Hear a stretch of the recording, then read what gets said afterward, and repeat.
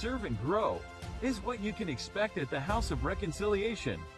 Leadership, community, education, wellness, and participation is part of our plan for your spiritual growth and success. Family and faith is a core value for the House of Reconciliation, working to help people find their purpose. Want to make an impact in the kingdom? Ready to tap into your future? Meet us at the House Sundays with Pastor Reginald Campbell, www.houseofreconciliation.org. I want to thank you and welcome you all in to another edition of the House of Reconciliation. We are here live at the Greenville campus, 1427 Suite E Lawrence Road, into the Mother Campus, 210 Pansy Road, Hodges, South Carolina. Of course, to all of our virtual campus and to our global connection. Today is Wednesday here, whether in some parts of the world it's Thursday. Thank all of you for the global connection. We're going to talk this evening. I really want to have a brief conversation because some of the information is a little thought-provoking about don't wreck your future. So when you look at that, there are a multiplicity of things that could go through your mind. But one of the first things you have to do is realize when you wreck your future, many times you're running away from your past. Because unresolved issues will put undue pressure on today. So we, of course, go back to the base scripture where it says in Galatians 5:1. But in fact, I just want to go to 1 Peter 5:8 just to give you an eclipse. It said, be sober, be vigilant, because your adversary. And here's the thing. Your adversary can't wreck your future, but your adversary has asset to putting stumbling blocks in front of you. So now your decision making can wreck your future. It says your adversary, 1 Peter 5:8, the devil walking about as a roaring lion, seeking whom he may devour. Here's the kicker. One of the things that the adversary does is he keeps reminding you of failure. And most failure comes from your past. I was doing some research and from the psych world, and it said this. It's up to you to break generational trauma. Behaviors, substance abuse, sometimes challenges with attention span. You have to understand, prior to you, they did not have the resources in order to learn how to deal with a certain situation. They went off of what they heard, what they thought, and what they tried. Today, we were having a conversation before, introduced to a few people before we went live about the Zennials and the Gen X and the Millennials and Gen Y and Gen X, and they were trying to say they were born right when computers came about. So then there are those like myself that where there was no such thing as the internet. You didn't have to laugh. I know this open discussion, but you did not have to laugh. Okay. And so, do I now? Oh, so now it's okay to be old. Okay. Y'all see what happens when we have open discussion. So you have to take responsibility of finding out what's best that works for you, your child, and your future. There are some practices from the past, like taking castor oil, that do not fit and cause more problems than it does solving the problem. Don't wreck your future running from your past. You have to accept what was, who you was is not who you are, and who you are is not going to be who you become. And so someone said to me, well, I don't understand that. Who you were, many times with failed information. Who you are is searching for better ways of doing things. You cannot enter today's society, and I was talking to my young brainiac who was saying about stress, and I said, you have to, at your age now, start to realize success comes with stress. It comes with pressure. It comes with being liked. You lose favor with people when you become an individual. As long as you stick with the pack, you will always be ruled by the pack. So when you say don't wreck your future, there are things, and I say to young parents and parents today and even grandparents, you can't handle your grandchildren the way you were handled because they come up and their brains are wired differently. Yelling and screaming and throwing things. I watched a man today who had knee surgery. He's trying to chase a dog with a bad leg, and the dog didn't listen to him. You have to find the right approach to solve some issues. And I say this again to the Gen X, Zennials, Millennials, Gen Y, and Gen X. I'm going to share some things with you that can change the paradigm of where you're going and how you're functioning. First of all, don't wreck your future. You wreck your future with impatience. You wreck your future when you're not completely developed. You wreck your future when you're not willing to listen. You wreck your future when you think you should be there, but yet you don't have the qualifications. And if you have the qualifications, you don't have the experiences to be there. And if you can't handle pressure, you can't handle failure. Because out of failure should come understanding. So I say it again, it's up to you to break the generational trauma. Now, this is going to sting a little bit, and I'm working on some things, and we have a skating project that's coming up in June. I think it's June the 15th. It's $10 per head, even if it's a child. Now, the baby boomers really wouldn't get this, but the Gen X, Zennials, Millennials, Gen Y, and Gen X can. Your skill set will force the demand of your increase. What are you saying? There are many phases in your life you've outgrown, but you haven't changed your shoe size. You haven't changed your association. You're still talking to people who are talking about when you need to get in the group of the people who are doing what they're talking about.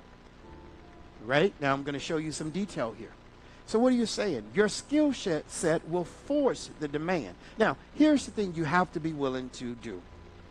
You cannot and will not be able to stay on a job like many people have for 20 and 25 and 30 years. Jobs do not look to retire you anymore. So here's the thing. If you don't have the proper assets, then you can't create a demand for your services. I'll say it again. If you don't have the proper assets, the proper skill sets, you cannot create a demand, and if you can't create a demand, you can't create an increase. It is the demand that drives the increase. It is the demand that drives the productivity and the production. It is the demand that causes a deviation and a redesign. Am I right or wrong? If nobody is asking for it, come on, if it ain't selling,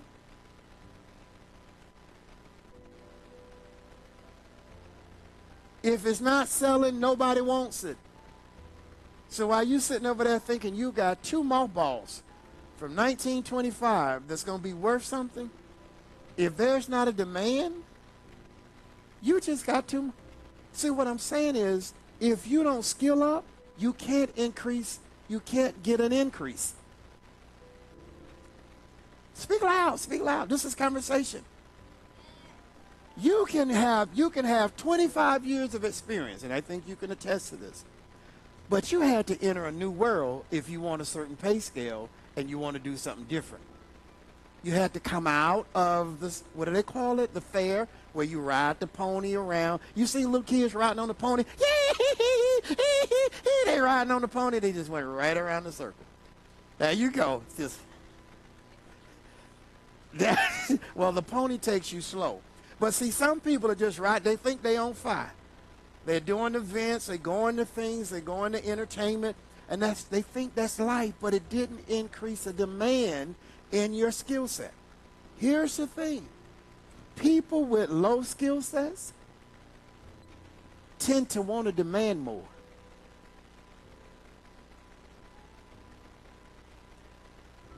And I was sharing this with, I call her my young brainiac, but she's my granddaughter.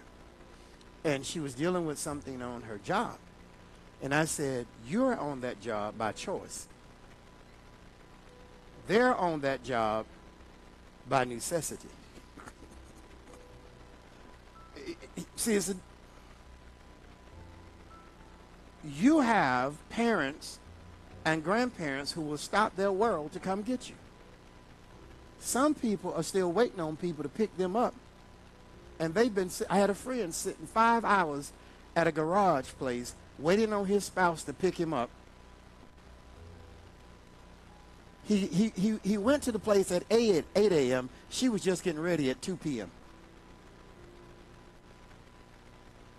And see, if I could turn the camera and show the look on your face, this is what I'm talking about. You're asking for a salary that you don't have the assets or the skills to demand that salary.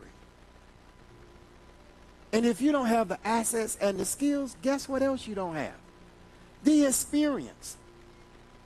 So where it's supposed to, come on, talk to me now, my people in this type of industry, if it's supposed to be cured at 165 degrees, how well is it going to help when you put it at 285? It's going to be what? Right. Some of you are doing things that are making your skill set worthless. I understand what you want, but I'm challenged by you not preparing for what you want. Here's what it's called, short-sighted. Here's something I'm going to bring back up we talked about. Anybody remember confirmation bias? Now, I'm gonna have to cut a little bit. You know how people been on the job 20, 25 years and they're making X amount of dollars, and that company closes down or they no longer can have the skill set or whatever to work for that company. Why do they think their next job should pay them $35 an hour? See, one of the secrets is I see the face. Boy, I wish I had the camera on you guys tonight. No, here's what I want to tell you. When you are with a company,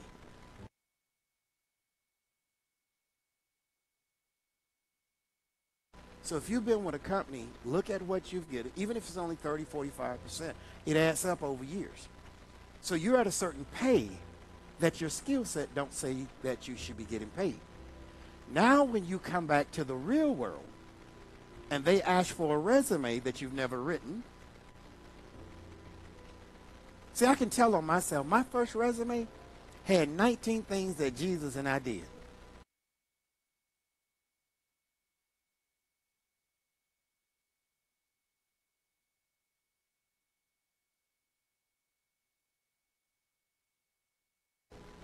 It has nothing to do with the job that you try. All the titles I had in church. That's why I'm so, and y'all see my face turn when I hear people talking about business, and I know they don't know business. Yeah, and you see me look a certain way because that was good for me. They said, well, we don't have any church choirs.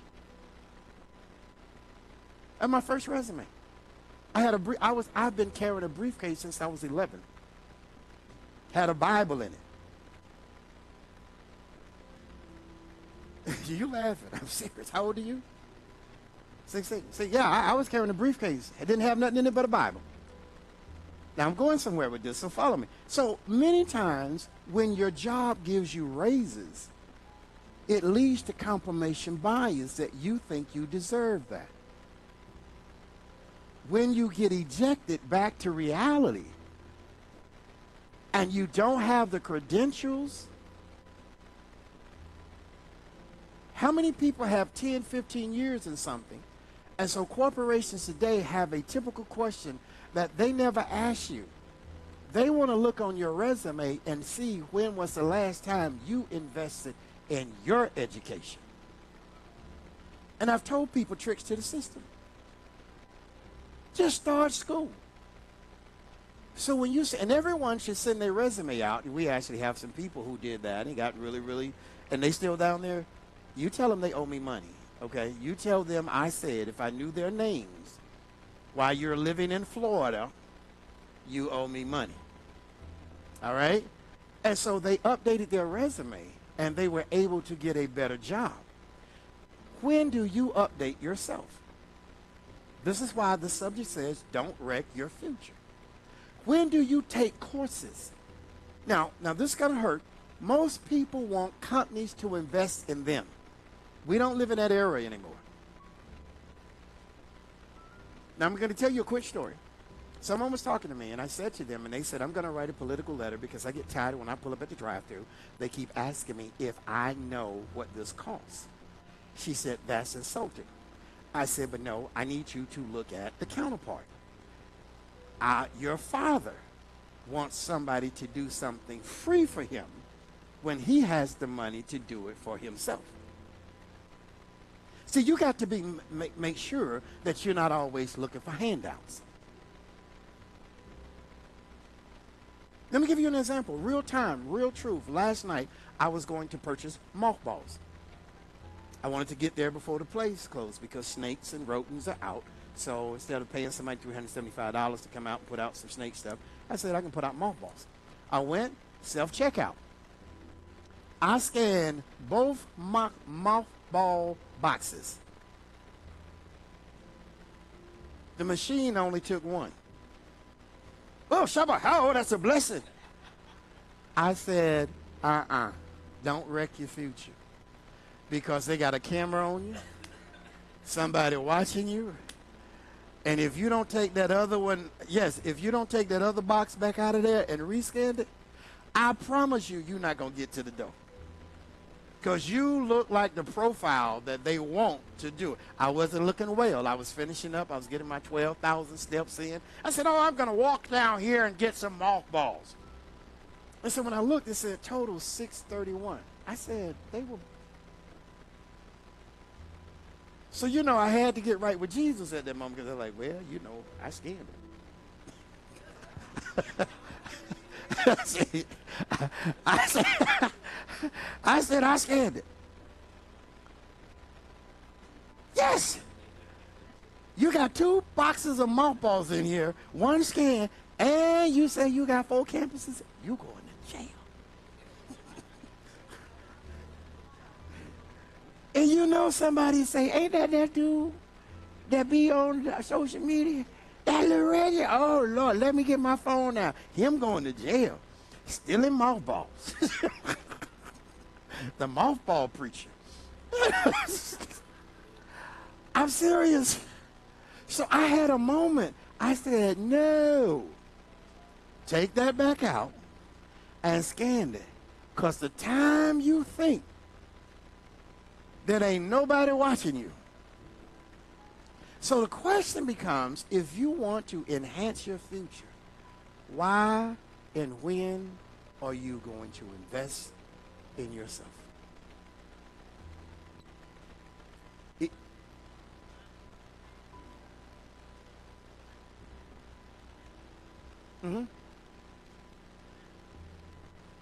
Yes. Yes. Yeah, see, yes. And this is what I said to the person. You have to understand, and I'm being very honest with you. There are certain ethnicity groups that look for free stuff all the time. Free sets a spirit up in you that you think everything is supposed to be free. Now, I could have said, oh, the Lord blessing me. No, because Jesus ain't going to be with me when they handcuff me. Because they're not going to give me the time to go back and pay. Oh, it didn't do but scan but one? I'm not going to get that chance. They're going to try to make an example. You cannot. See, here's the thing. For the writers, seeds over miracles. Everyone, saved or unsaved, believer or unbeliever, have received a miracle. Miracles can be like a drug. You get addicted looking for the next one, right? You're going to have to do the work. The work teaches you the experience, so when you speak, you don't speak from your emotions. You speak from your knowledge, and you're exactly right. Why would you lose a job paying good money with good benefits over a bag of potato chips?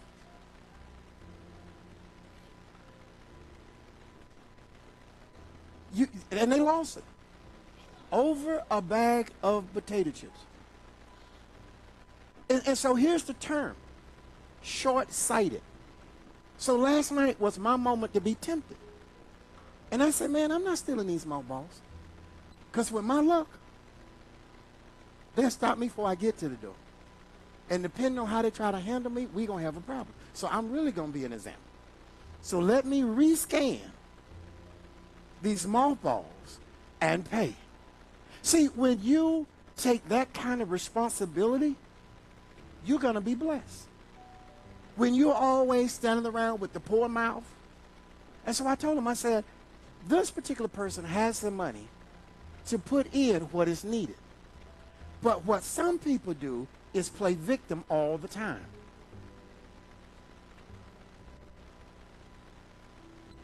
Say it loud, because I don't want people. So y'all can get some reels out of this. You be willing to pay. That's why other people with 3 teeth in their mouth, I'll pay for mine. Well, see, that's from a young person, you know. But I agree with you. But see, this is confirmation bias. Because confirmation bias is when you get away with it one time, it sets a precedent that everybody owe you and everybody should do something for you. Does this make sense? Whether true or false, it creates and you get stuck in a false reality. You see, it's like you want to do this. Okay, like you were telling me about the brand of shoes. All right, and I know they're not cheap, especially if the doctors and nurses are wearing them. They have to be a quality brand shoe. I don't care how much praying I do. Nobody coming in the door with a size 12 shoe for me. But if I find out how much they cost, and I govern myself, now somebody say, check your phone. That's why I don't have no phone up here. No, I just said it over just now. But see, what happens is, when you work toward it, you can appreciate it, and it creates value.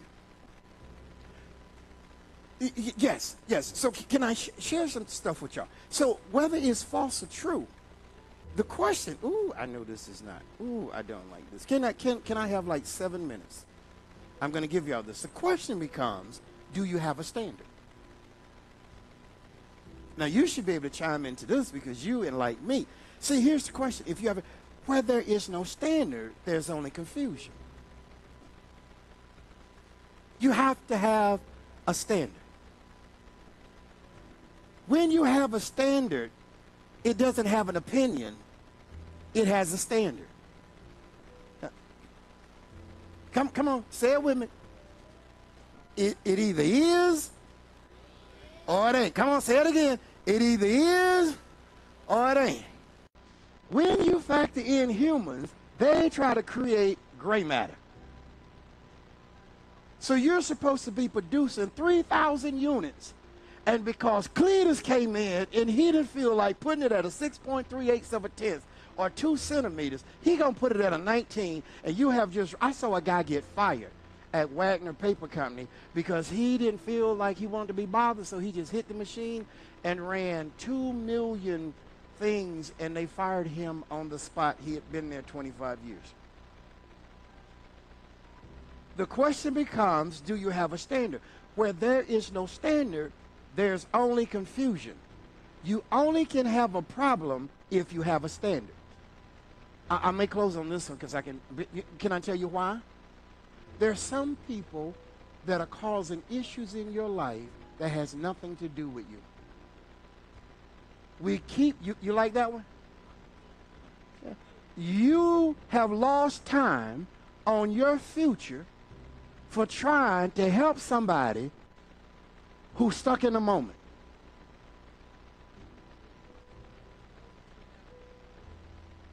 They could if they had a standard. But when you're always looking for somebody to do something for you, and you have this victim kind of mindset,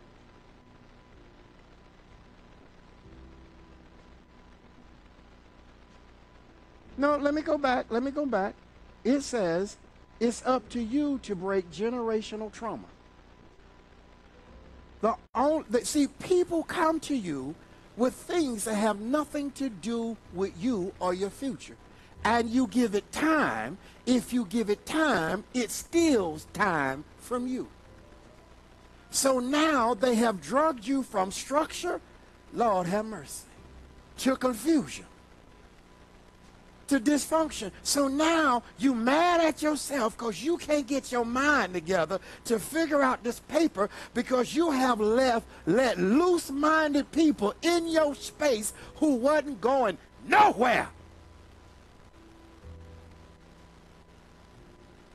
Not only wasted your time, but took you away from the standard. Have you ever been so disgusted you just left your clothes on the bed? You just left your shoes, you just threw your keys in the corner, now you're looking for them. Okay, thank you. Now you're looking for them, and you need glasses, so you know you can't find them. Oh, you got them now. Okay. He's like, how long? Let me see here. I got to put my glasses. Ow, now they go right over there. There they go right over there. I mean, see, we're allowing people in our space that don't have standards. Hello? Say it again.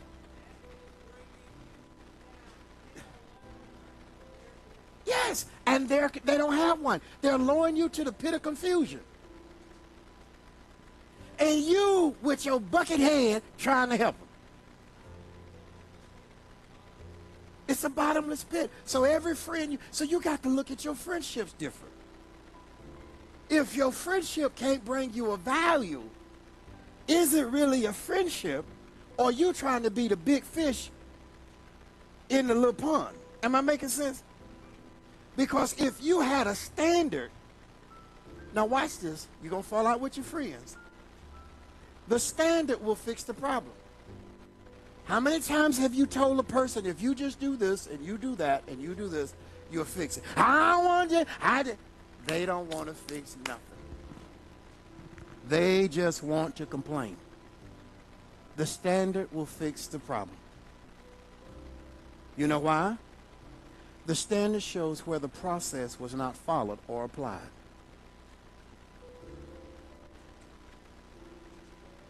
If you want to be at that next level, you got to what now? Yeah, you wreck yourself with no standards. And so we are dealing with people who are always wrecking themselves. You got my slides up? Okay, I want my slides up now. People don't need to look at me because then they get mad. I'm going to get him. You might get got. Because now, I'm not going to go to jail over some mothballs, but I will take a charge. You can fill in the blank. Okay? You can catch me in church, after church, during church. I'm not going to go to jail for mothballs. But baby, your granddaddy will catch a charge. Okay? I ain't worried about who don't like what I said, because you ain't the one got to deal with what I got to deal with. All right? Am I making sense? So let's go over this again. We're going to stop it right here. I'm going to pick this up Sunday. The question becomes, do you have a standard? So when people are giving you excuses, you need to say, well, what's your standard? Now, I'm going to say this, and I'm going to go, how are you going to live like you want to live? Do what you want to do. Never go to church. Never worship the Lord. Never bless the Lord with 1 ounce of anything to help. And you want to sing in a heavenly choir.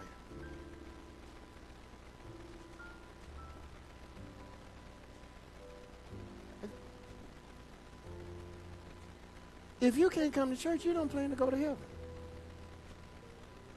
Because if you can't stay in church 45 minutes, how you going to stay in heaven for an eternity? If you don't like church people, then you certainly shouldn't go to heaven.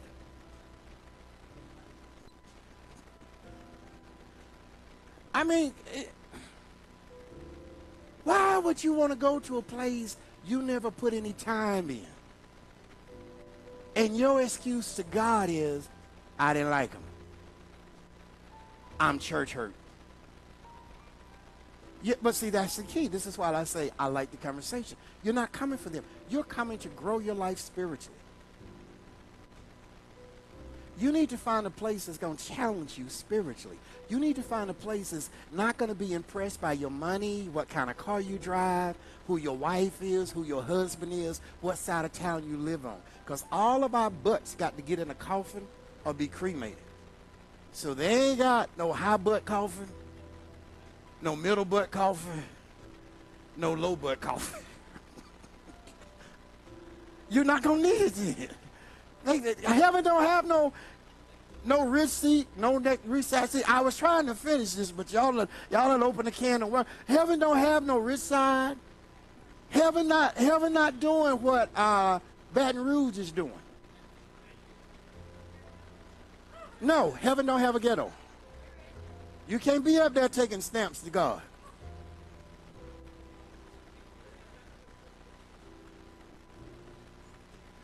Do I know? My boot stamp. Nah, Jesus, you got in the boot room? I like to shine, but no. Either you going to do what the Lord requires. Here's my closing. How can you talk so bad about God and you rent his oxygen?